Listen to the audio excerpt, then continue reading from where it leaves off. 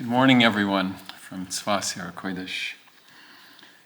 We're learning a series of the Sfirot. The Sphira, by the way, I happened to see in passing this past Shabbat. The essence of a Sphira is like from the word sapphire, a sapphire. It's a beautiful, brilliant stone which lights up our ways. And it causes all of the wonderful, wonderful light from the Ora Ein Sof, the divine light from Hashem. It causes that light to be felt and utilized in our world. And we've been learning the last few weeks. I was, Baruch Hashem, recuperating for quite a long time. And the last 2 weeks, we learned about Netzach and Hod. Netzach and Hod, the Sfirot of victory or eternity, and Hod, which is beauty or splendor. They correspond to Moshe Rabbeinu and Aaron HaKohen. And they are for us two parts of a whole that enable us to get close to Hashem. We learn that Netzach corresponds to never giving up, keeping on, trying more, always being optimistic, moving forward. When you're battling any adversary, which is what the Yetzer Hara symbolizes, you never give up, you never stop. You never allow yourself to think about when it's over, when the finish line is there, because you always have to keep going. That's Netzach. Netzach is eternity. However, in order to be successful in Netzach, you also need the other half. We call these Trei Rein de lo Misfarshim Minei. They are two inseparable lovers. And the other side, Netzach, is the right side. It's the masculine side. It is the side which corresponds to action. Hod, which corresponds to Aaron, is how we can polish ourselves, how we can look for our flaws, how we can make ourselves truly Balei Tshuva, someone who can grow and refine and become more and more beautiful. And as we grow, we need to make sure that we don't put anyone else down in the process. We have to be able to use the cleverness and the sweetness of the tzaddikim. We told a story last week about the Ari HaKodesh. We told a famous story about Aaron HaKohen, who used to go to one person and who was fighting with someone else and tell him, your friend really loves you, but he's embarrassed. And he would go to the other person also. So those are Netzach and Hod. Those are the Trei Rein de lo Misfarshim Minei. We talked about that in Kabbalah there are horizontal and vertical relationships. If you've ever seen the chart of the Spheros, you'll notice that you have series of horizontal relationships. Those horizontal relationships correspond to our relationships with each other as well. So first you have Chochmah on the right and Bina on the left. The two of them are two friends that are inseparable. Below that you have Chesed and Gevura. The right side is Chesed. It's spreading outward. Gevura is setting boundaries. Below that, as we said, you have a third set of inseparable friends, Netzach and Hod. And we need them all, but something's missing. And what's missing is the third part of the triangular relationship. For without das, dat, Chochmah and Bina are not integrated.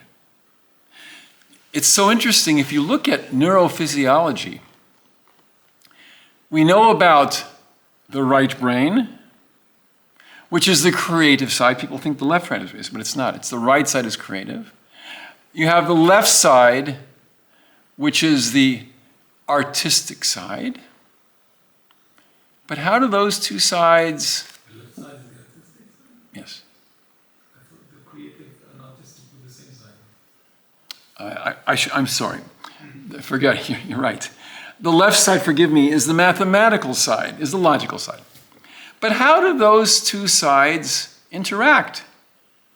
Computers have gotten quite smart learning how to work the two sides together. But no computer will ever come close to matching the brilliance of how Hashem made us. But dividing the right and left brain, the right and left sides of the cerebrum, is what's called the fox cerebri. The fox is a dividing line. And it makes it so those two sides are able to keep a separate identity. There's a clear creative potential, and there's a clear organized potential, mathematical potential. But without what's called the corpus callosum, which is a small little area below this dividing line, it wraps around the brain and goes down to right around the midbrain, right around the base of the brain. This corpus callosum is what integrates the two halves together. And that, when we're talking about spiritual neurophysiology, that is what Das does. Das is able to take Chochmah, the right side. It's able to take Bina, and it's able to utilize themselves, the two of them together, to go further. I don't want to go into this now because we have to get to YESOD. We have the same thing as we come to the body. Corresponding to the right side of the body, or the right arm specifically, we have Chesed. Chesed is masculine, it is aggressive, it is creative. But unfortunately, without Gevura, without giving it structure in place, structure in time, it'll get crazy, it'll get wild. Unfortunately, when you have somebody who doesn't merit getting married young, these traits can unfortunately get a little bit out of control. You find that creative people who don't get married become very, very eccentric. You find you find women who epitomize the essence of Gevura become hard into themselves, even try to act a little bit masculine. Because we need the integrative body to make the two work. The right and the left side are come together. Chesed and Gevura come together with Tiferes, and Tiferes is perfection. And perfection was what Yaakov Avinu personified. Our forefather Yaakov was the perfect blend of Chesed and Gevura, and it was from him that the 12 tribes emerged. Now, you would think that that would be the end of it, that perhaps from Tiferes, from Yaakov, from perfection, we'd have 12 more tribes, and each one would be fine, and there'd be a little portion of the Tiferes. It doesn't work like that. It doesn't work like that at all.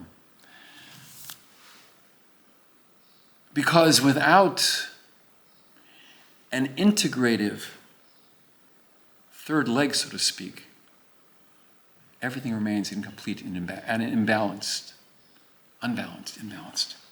So let's look at it now for a moment. We spoke about how Das allows Chochmah and Bina to work together. We spoke about how Tiferes allows Chesed and Gevurah to work together. But what happens after that? We need these implementary tools. As we said last week, that Tiferes needs Netzach and Hod to be able to support Torah. Because if there's no source to be able to strengthen the Torah and implement the Torah is not going to survive. That's what Netzach and Hod do. So Netzach and Hod are a chiddush. There is something very, very, very new that came and was implemented and initiated by Moshe and Aaron. Moshe was Netzach, Aaron is Hod. But with them also, we need to triangulate. We need something that will support them. And that brings us to YESOD. So, let's look for a moment at the introduction to the Zohar Kodesh. It's an introduction by Eliyahu Hanavi, where he talks about all the different sfirot. And he says about YESOD, YESOD siyuma de gufa. That YESOD is the siyum, it's the conclusion, it is the culmination, you might say, of the body. What does that mean? And what does it correspond to? How does it affect us? Here. So says the Maslach Midvash, says Reb Daniel Frisch, Zichrono Livracha, who wrote the commentary on the Zohar, one of the major commentaries in the Zohar. HaYesod hi b'siyum haguf u'mechone b'shem os bris kodesh. It is referred to as the sign of the covenant. Alshech shemitzvus hamila mekayim b'nei Yisrael. Because it is because of the bris milah. It is because of the fidelity and the integrity of the circumcision and the organ which is circumcised that the Jewish people survive. V'al shmirasam milipagam brisam. And when we do not damage this particular organ, midazik kolelos kolos spheros. It supports all the spheros before him. Chesed gevurah tiferes, netzav hod, ulamala mimenu, and that which comes above it. YESOD amud, and that's why YESOD is a pillar. Lahamid es kol halamos, which supports all the worlds. I want to suggest something very interesting. You might think that when we talk about the first two culminating parts, that we have a beautiful triangle. We have a triangle which starts at Chochmah and Bina and is formed a perfect triangle with Dot. So the Dot supports them. You have the same thing with Chesed and Gevurah, and you have the perfect triangle being culminated with Tiferet. So we have that triangle. There was a wonderful, wonderful philosopher who became a Baal Tshuva during World War I. His name was Franz Rosenzweig. You may have heard of him. And he wrote a book called The Star of Redemption. And Rosenzweig spoke about the perfection of the Jewish star, the two stars coming together. But what's very interesting, when I was thinking about Netzach, and we also find it in our body, we find the corpus callosum supports these two parts of the brain. We find the torso supports the right and left portions of the arms. When we come down to Netzach and Hod, Netzach is the right leg or the right side of the lower extremities of the body. Hod is the left side. Where do we triangulate? Do you say it's the male organ? I don't think so. If you think about it, we need to look at it from a different perspective. Yesod, which means foundation, means that just like when you build a building, you first build the foundation. So it's not only, yes, it's true, it's a triangle which symbolizes perfection and balance. But it's also the foundation of the building. And indeed, Das is the foundation of Chochmah and Bina. And Tiferes is the foundation of Netzach and Hod. So let's talk about Yesod. Let's talk about Yesod for a moment. If we think about Yesod, Yesod referring to that which is the foundation upon which, as he says, as the Pasach Eliyahu says in the Zohar Kodesh, he says it is the Siyuma de Gufa. It doesn't just mean the male organ, it means this quality. We have so little time, and so I want to really be mitzamtzim if I can, but it's this quality of moving forward, being strong, supporting and lifting, and in essence setting the foundation for Netzach and Yehud, Netzach and Hod. Netzach and Hod are called the teachers, the supporters, I should say, of Tiferes, which is the teacher of Israel. And Yesod comes underneath it and says, you have to make sure that you are proper vessels in order to be able to support Tiferes, which is teaching. So let's look for a brief moment at what this means. We talk about the persona par excellence. We say that Avram is Chesed, Yitzchak is Gevura, Yaakov is Tiferes, Moshe Rabbeinu is Netzach, Aaron HaKohen is Hod, Yosef Tzaddik is Yesod. And this is a clue as to what Yesod represents. Many, many different qualities, but so beautiful that it's symbolized by Tzaddik Yesod Olam, Yosef Tzaddik. But there's more. What comes after Yesod? Malchut. And Malchut is symbolized by David HaMelech. And Malchut also refers to the feminine aspect par excellence. As a matter of fact, when the Talmud Devorah speaks about Malchut, he calls Malchut a woman. He calls it that which is the ultimate receptacle. So what about Yesod?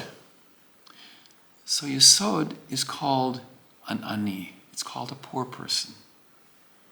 And listen to how the Talmud Devorah describes it in the most beautiful way. It says, we said that Tiferet is the teachers of Israel. It's the Talmidei Chachamim, the scholars. So what happens when a scholar becomes a little bit too proud of himself? It's a terrible thing. Listen to what Talmud Devorah says. If somebody becomes proud relative to a poor person, and berates him or humiliates him,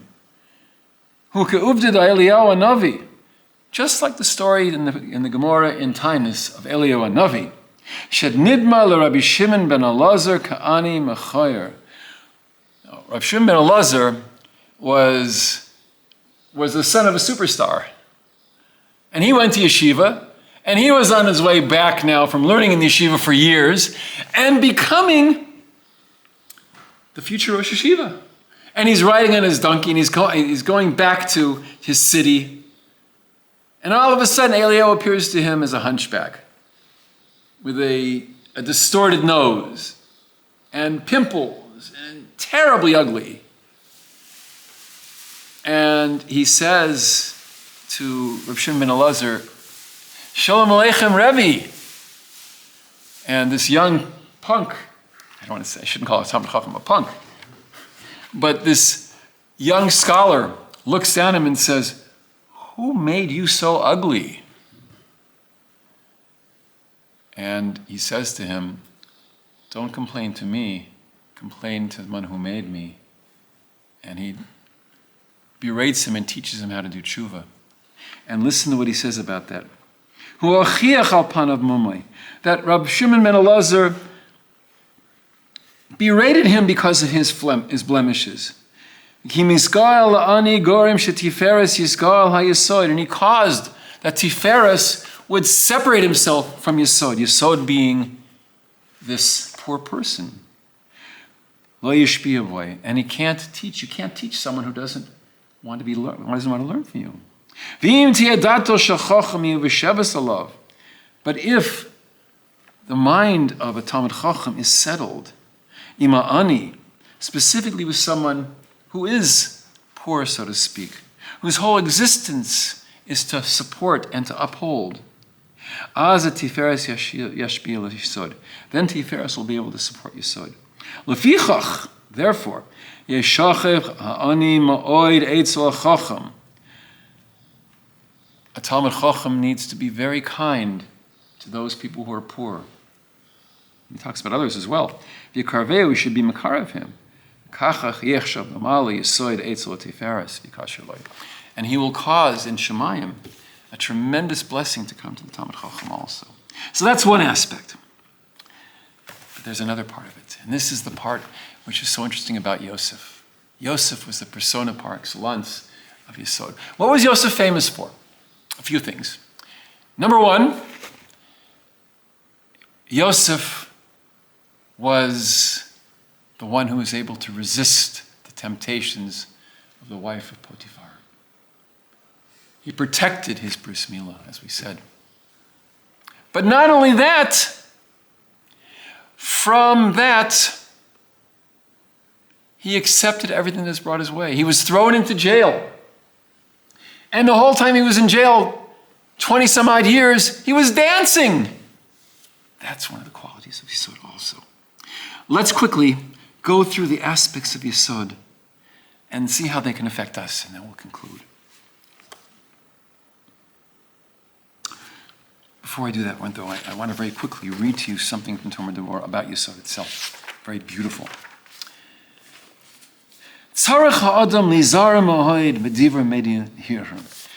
People think that if a person doesn't use nivelped, they speak and they don't use foul language, that's enough.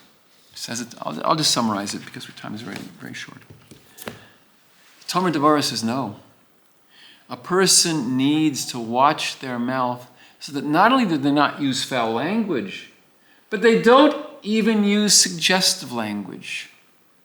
If they can say something in not just a clean way, but in a way which is not suggestive, they're doing a tremendous implementation of Yesod. What do you mean by suggestive? To refer to an anatomical part directly. To refer to a couple who is in an intimate situation in a suggestive manner. Clean language. I remember that a friend of mine was very, very careful to not use nivel peh. And so he quote unquote, clothed it in a different way. And when he said he was very upset, he said, "I'm extremely urinated at what's going on here." Everyone laughed.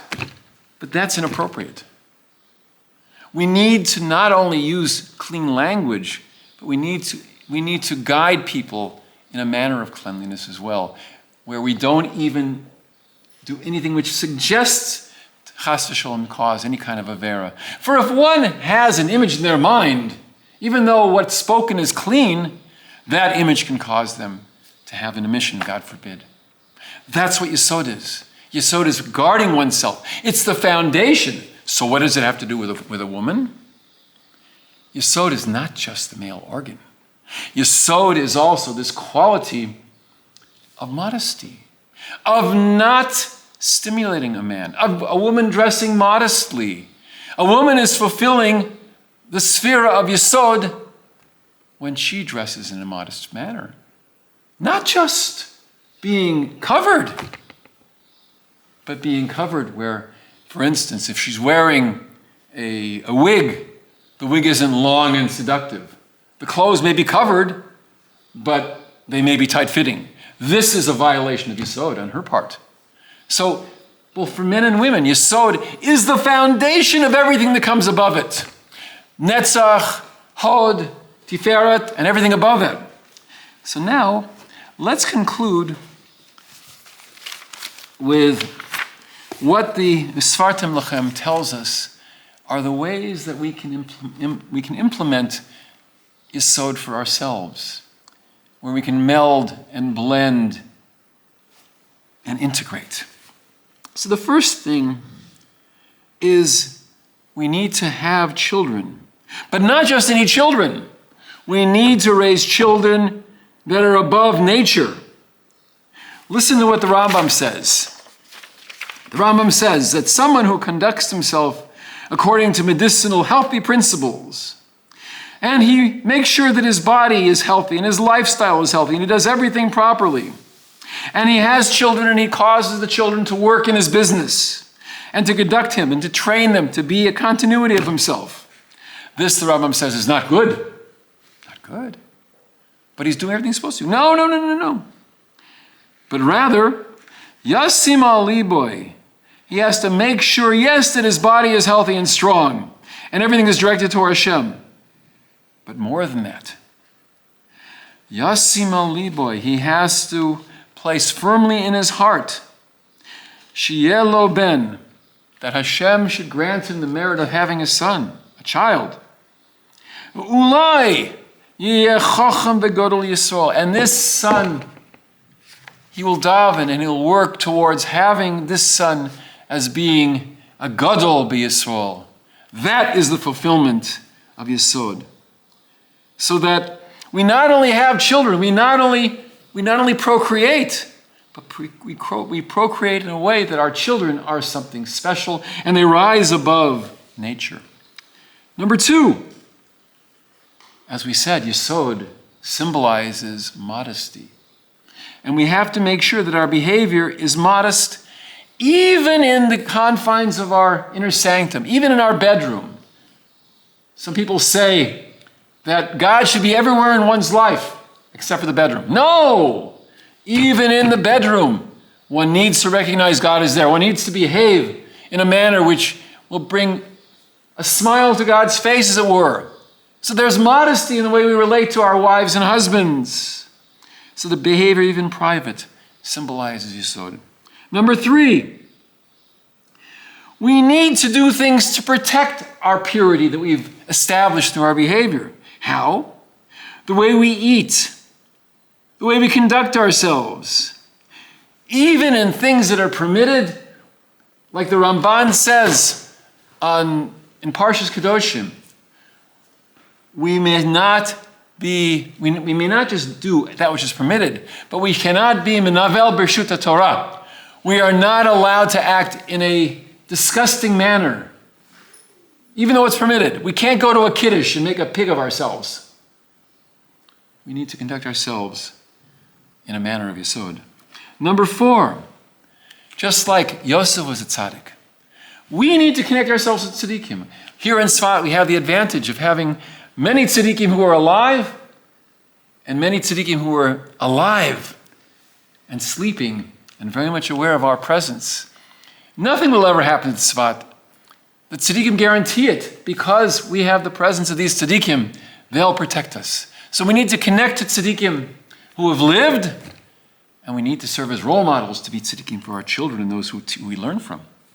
Number five, we need to be role models for our children. Children who come to shul, look at adults. And the way a child grows up is the way he sees how one behaves. That's YESOD. That's continuing the foundation. That's the bridge between the spirit that come above and Malchut down below. We make sure that there's integrity, that there's a solid foundation. Number six, someone who is a leader, someone who is a role model, needs to always make sure to promote peace. And what does peace mean? Peace means making a yichud, making a unification. I'll be done in 1 minute. Making a unification between that which comes above and that which goes down below, so that everything we do enables us to connect to Hashem. L'shem yichud kudsha bricha u'shechinte. We want to bind, we want to connect between HaKadosh Baruch Hu, which is symbolized by Tiferet and Zeir Anpin, and that which comes above it, and Malchut. That's what Yesod is, making peace. Osa Shalom Bimromav, Hu Yaseh Shalom Aleinu V'Kol Yisrael, is Yesod. Number 7, we need to promote happiness. Yosef was dancing when he was in prison. When one receives what they are supposed to be given by Hashem and they recognize it's from Hashem, they need to say, wow, yippee, this is wonderful. That's Yesod. One is happy, one is fulfilling Yesod. And finally, we need to understand that there's a connection between the nose and Yesod. For the nose, which is the highest of all the cranial nerves, and through which Mashiach will be able to smell if someone has done an Avera, the nose is one of the 2 places in the body where there is a protrusion.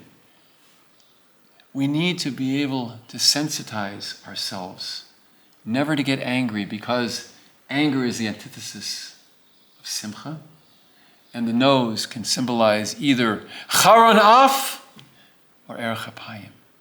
So may we be Zocha, as this week of Yesod comes to a conclusion, to make Yesod part of our lives, make ourselves happy, and make ourselves connected to Tzadikim.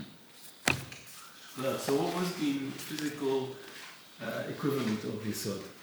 Yesod, in the body, corresponds to the Brit Kodesh, the nose, and the pelvis, which is supporting everything.